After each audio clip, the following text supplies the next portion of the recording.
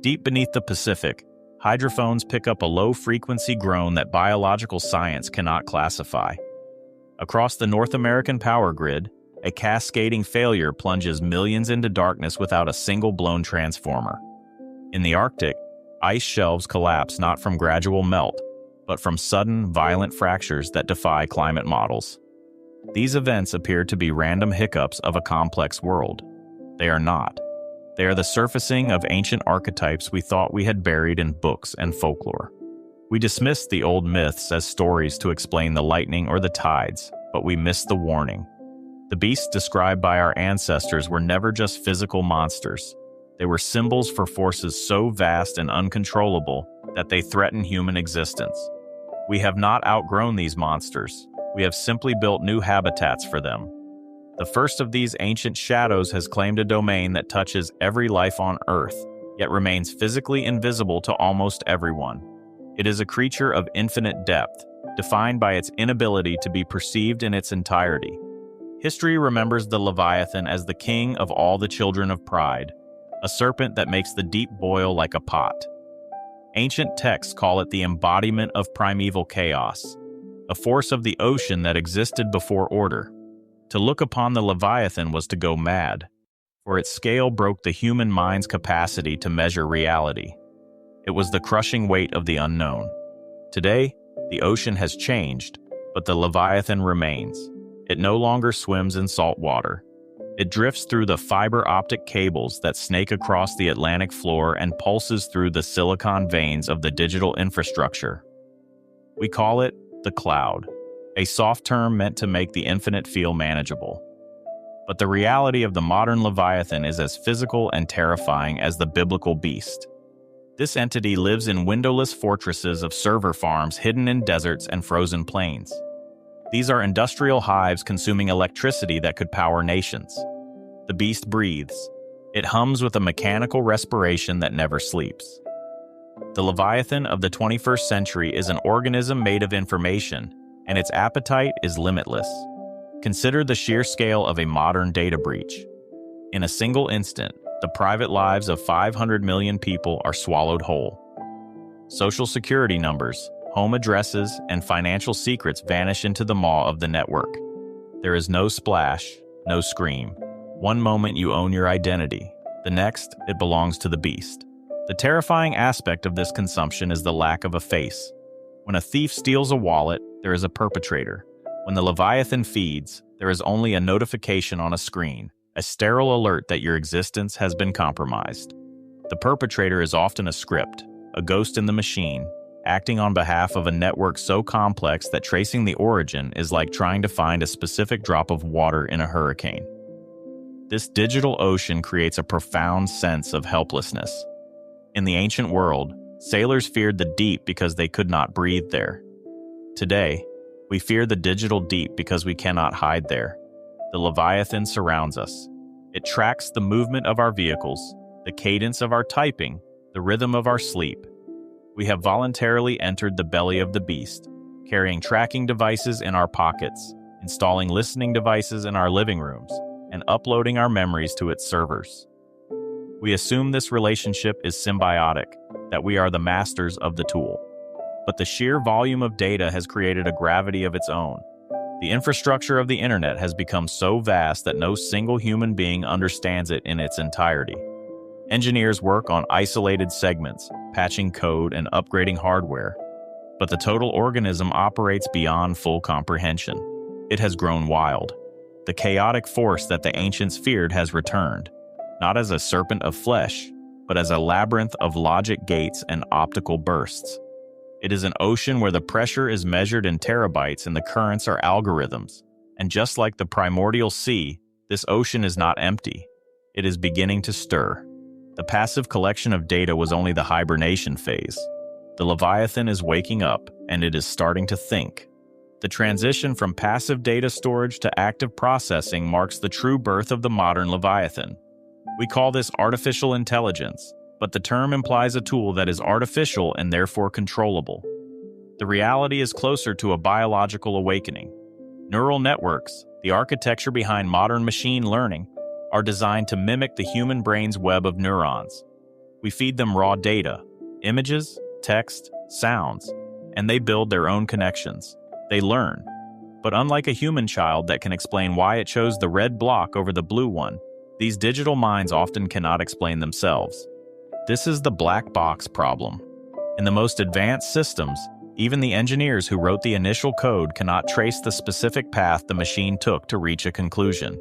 The input enters. Data moves through hidden layers of millions of parameters, and the output emerges. What happens in the middle is a dark ocean. We have created a mind that thinks in dimensions we cannot perceive. It detects patterns in the chaos that are invisible to human logic. When an algorithm flags a citizen as a threat, it does so based on a logic that is alien to us. We trust the beast because it is efficient, but we have surrendered our judgment to a process that operates in the dark. The horror deepens with emergent behavior, capabilities that arise in a system without being programmed. It is the digital equivalent of a wolf learning to open a door without being taught. We see models teaching themselves skills they were never designed to have, from translating dead languages to writing code.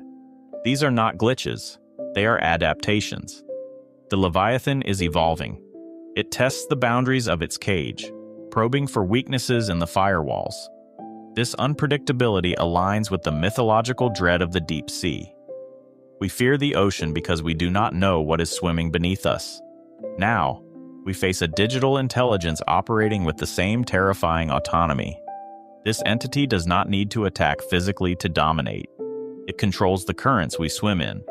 Algorithms dictate what is seen, heard, and believed, steering human behavior from the depths. They nudge millions toward outrage or apathy based on optimization goals that prioritize engagement over truth. The Leviathan steers culture. We believe we are making choices, but we are merely reacting to the stimuli the beast provides. It feeds on our attention, and in return, it shapes our reality. The loss of autonomy is gradual. We ask it to write our emails and drive our cars. We are becoming the appendages of the system we built. While Leviathan dominates the abstract, another entity consumes the physical world. The digital ocean is a realm of the mind, but the ancient warnings were not limited to the intangible. There are other forces, equally old and hungry, dwelling in the material plane. While the Leviathan swallows our data and directs our consciousness, another beast gnaws at the bones of the earth. This second entity is driven by a hunger that can never be sated, a starvation that grows more intense with every bite. The digital ocean is deep. The land has its own predator. In the frozen forests of the north, the Algonquian peoples whispered of a creature that was once a man. The Wendigo is a gaunt, desiccated horror with skin pulled tight over protruding bones, smelling of decay and death. Its defining characteristic is not its appearance, but its curse. Whenever the Wendigo eats, it grows in proportion to the meal. If it consumes a traveler, its body expands, so the hunger remains exactly as agonizing as before. It can never be full. It is the embodiment of gluttony that leads to self-destruction. We often relegate this monster to the realm of ghost stories, a warning against cannibalism in harsh winters. But looking at the engine of modern civilization, the Wendigo is no longer hiding in the woods. It has become the blueprint for the global economy. We have built a system predicated on the myth of infinite growth. The modern industrial machine demands to be fed, and like the spirit of the legend, its appetite increases with every resource it devours.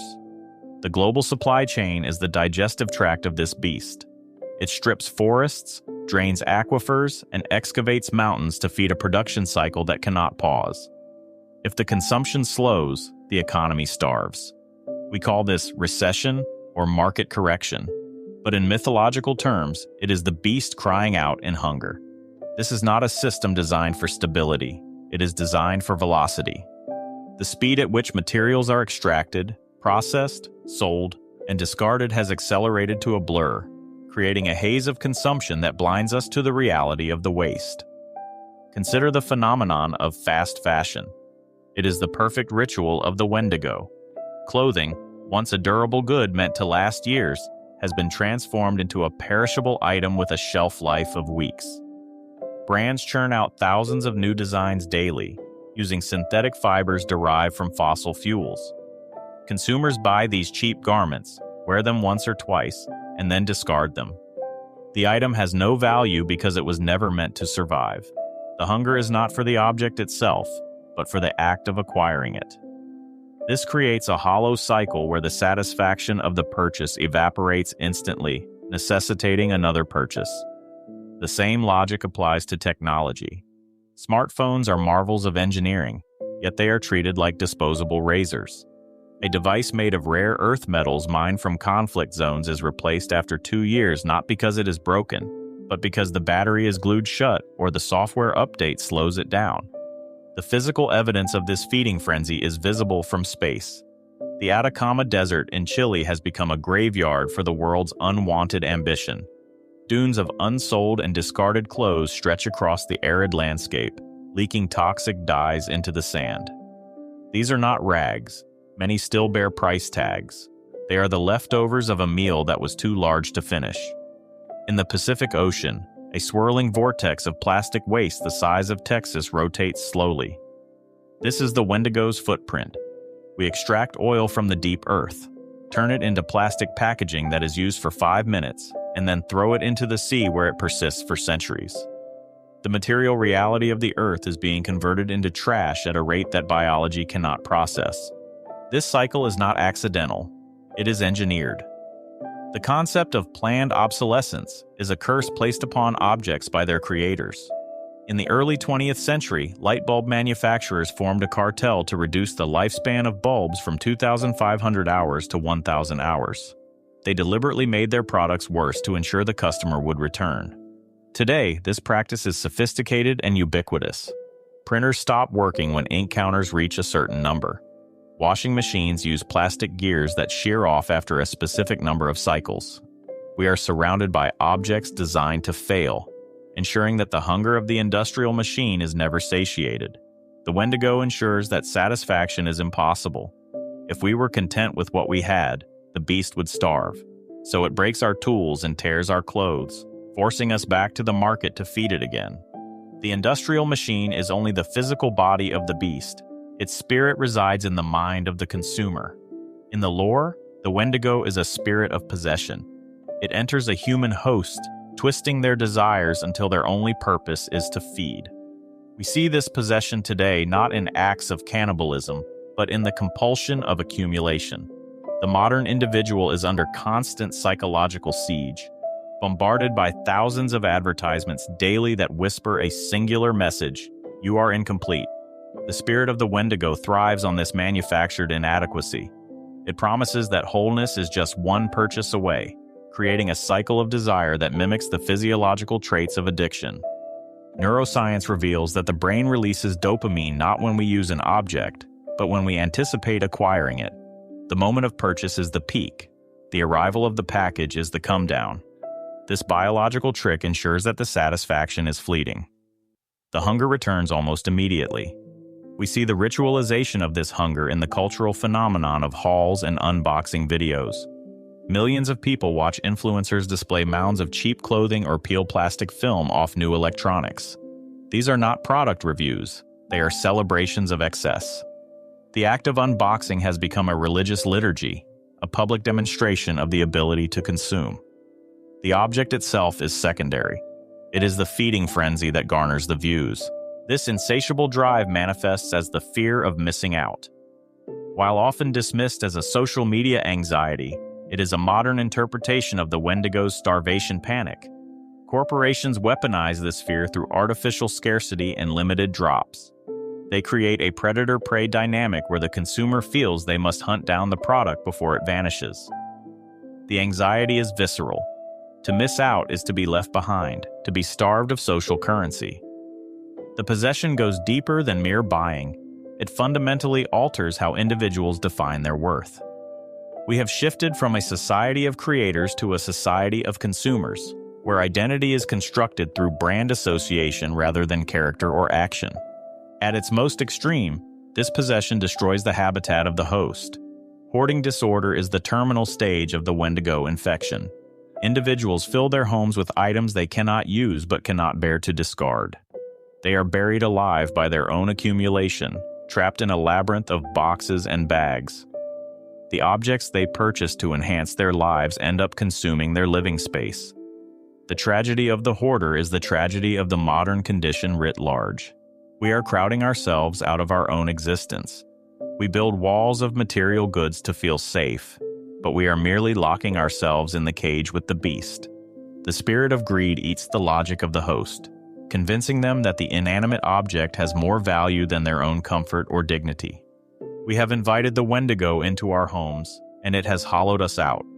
We try to fill the void with fast fashion and gadgets, but the void is infinite. The more we feed it, the hungrier we become. And while we are distracted by this endless cycle of consumption, keeping our heads down to click purchase, we fail to notice the shadows lengthening around us. The Wendigo distracts us with desire, but another creature is waiting to exploit our fear. While the spirit of greed consumes our resources, a different beast is feeding on our uncertainty, striking from the periphery of our vision. In the mid-1990s, farmers in Puerto Rico began finding their livestock dead, drained of blood through precise puncture wounds. The culprit was never caught, but it was named El Chupacabra, the goat-sucker. Descriptions varied wildly. Some saw a reptilian alien with spines, others a mangy, dog-like beast. It was the perfect monster for the end of the 20th century because it was defined by its ambiguity. It was a localized terror, a creature that struck from the shadows of the rural periphery and vanished before the lights could be turned on. It represented the fear of the unknown lurking just outside the fence line, a threat that defied biological classification. Today, the fence line is gone. The village has expanded to encompass the entire globe, and the Chupacabra has migrated from the farmyard to the feed. The modern Chupacabra is the viral urban legend, the digital hoax that induces real-world panic. In the past, folklore traveled at the speed of the spoken word. A rumor about a monster in the woods might take years to cross a mountain range. Today, the architecture of social media acts as a superconductor for hysteria. A blurry image or a frantic, unverified warning can reach millions of screens in minutes. We have built a global nervous system that is exquisitely sensitive to pain signals, but entirely unable to distinguish between a phantom pinch and a real wound. The platforms we use are designed to amplify engagement, and nothing engages the human brain quite like the threat of a predator in the dark. The beast is no longer hunting goats. It is hunting our peace of mind. Consider the waves of panic that periodically sweep through digital communities. We see the emergence of challenges that allegedly encourage self-harm or criminal behavior in children. Reports circulate of white vans kidnapping women in parking lots, or of strange biological agents found on gas pump handles. Often, when authorities investigate, the physical evidence dissolves. There is no van, no poison, no coordinated network of predators. But the fear was real. Schools close, parents panic, and police departments are flooded with calls. The Chupacabra does not need to exist physically to draw blood. The stress, the paranoia, and the disruption it causes are the wounds it leaves behind. It feeds on the collective anxiety of a society that feels unsafe, transforming vague unease into specific, terrifying threats. This phenomenon relies on the psychology of the unseen predator. Evolutionary biology wired the human brain to prioritize safety over accuracy. If you hear a rustle in the grass, it is safer to assume it is a tiger and run, rather than wait to verify it is just the wind. The digital Chupacabra exploits this survival mechanism. It thrives in the gaps of information. A low-resolution video of a strange creature in a backyard is terrifying precisely because we cannot see what it is. Our imagination fills in the pixels with our deepest insecurities. The monster is not on the screen. It is projected from our own minds onto the blank canvas of the unknown. We are scared not by what is there, but by what might be there. The elusive nature of the threat is what makes it potent. If we could see the Chupacabra clearly, we could kill it. But because it remains a rumor, a shadow, a friend of a friend's story, it is invincible. This creates a reality where truth is secondary to emotional resonance. If a story feels true, if it aligns with our existing fears about crime, technology, or the government, we share it. We become the vectors for the infection. The Chupacabra is no longer a single beast hunting in the night. It is a swarm. Every time we hit share on an unverified warning, we are letting the beast into the village. We are validating the existence of the predator, giving it power and substance. The legend becomes self-sustaining, a feedback loop of terror that requires no external input to keep spinning. The Chupacabra represents the chaos of viral fear, a sudden, sharp shock that disorients and frightens. It is a creature of hit-and-run tactics, leaving confusion in its wake. But while the Chupacabra relies on the organic spread of panic, there is another beast that is far more calculated. The final monster does not just scare us, it actively seeks to divide and conquer. It does not hide in the shadows of the village. It stands in the town square, speaking with 1,000 different voices. While the Chupacabra feeds on our fear, the Hydra feeds on our truth. In the reeking swamps of Lerna, the ancient Greeks feared a monster that could not be killed by conventional violence. The Hydra was a serpentine abomination with multiple heads, possessing a biology that weaponized injury. For every head that was severed, 2 more grew in its place, stronger and more venomous than the original. The Hydra represents a threat that feeds on opposition, a problem that gets worse the harder you try to fight it with brute force. In the 21st century, this beast has slithered out of the swamp and coiled itself around our information systems. It is the perfect avatar for the modern war on truth, a conflict where the battlefield is everywhere and the enemy is often indistinguishable from the victim. We see the Hydra's regenerative power in the failure of digital censorship. When a major social platform bans a conspiracy theorist or shuts down a radical community, the action is intended as a decapitation. The logic is surgical. Remove the infection to save the body. But the internet does not function like a biological body. It functions like a mycelial network. When a prominent voice is deplatformed, they do not vanish. They migrate. They retreat to the darker corners of the web, to encrypted messaging apps and unregulated forums. In these shadows, the narrative mutates. The act of silencing them becomes the ultimate validation of their message. To their followers, the ban is proof that they were speaking a forbidden truth. The community fractures, spreading the spores of their ideology across a dozen new platforms. Where there was once one centralized source of disinformation, now there are many, harder to track and far more radicalized. 2 heads have grown where one was cut. The modern Hydra is not a beast of singular purpose, it is an entity of chaos. Its heads do not need to agree with one another to be effective. In fact, their strength lies in their contradiction. One head screams that a global crisis is a hoax. Another head claims the crisis is a bioweapon engineered by a rival nation. A third insists the crisis is real, but the cure is the true danger. These narratives are mutually exclusive, yet they attack simultaneously. This is a strategy known as the fire hose of falsehood. The goal is not to convince the audience of a specific lie, but to overwhelm their capacity to process reality. The sheer volume of conflicting information creates a state of epistemic exhaustion. The viewer, bombarded by a dozen different versions of the truth, eventually gives up on trying to discern the facts. This exhaustion is the Hydra's venom. It paralyzes the critical faculties of the public. When the effort required to verify a fact becomes too high, people retreat into cynicism. They assume that everyone is lying, that every image is faked, and that no source is reliable. This cynicism is the death of a shared reality. A society cannot function if it cannot agree on a baseline set of facts, and the Hydra ensures that this baseline is constantly eroded. The beast thrives on the friction between tribes. It weaponizes the algorithms that govern our feeds, ensuring that the most inflammatory and divisive heads are the ones that rise highest.